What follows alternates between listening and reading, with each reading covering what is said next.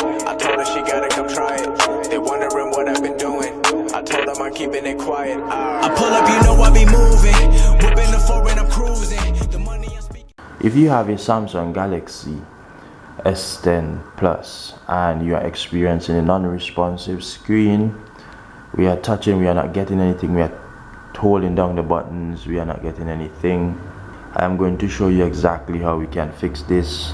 This is a combination of using two buttons. We are pressing and it's not really moving out of the standby mode, we can't get in. So for us to fix this issue, I would like you to hold down the volume down button key along with the power button. So you just want to keep holding those two buttons together and just keep holding them, don't release. Now we can release. The phone should restart.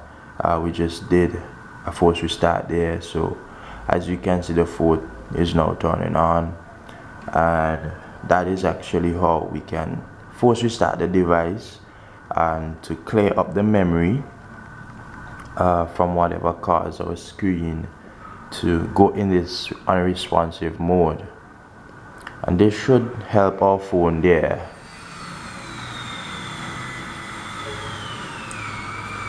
So as you can see, the phone is preparing to start and we should be able to touch our phone and we should be able to use the device.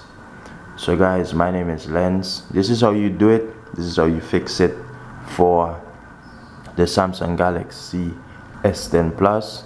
If you experience any of these issues, this is how you do a force restart, and a force restart should fix the issue.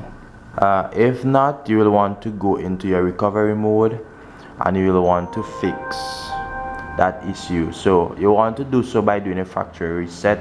That as well can help you. Guys, my name is Lens. Hope that this was helpful. I am out. Like, share, subscribe and all of that good stuff.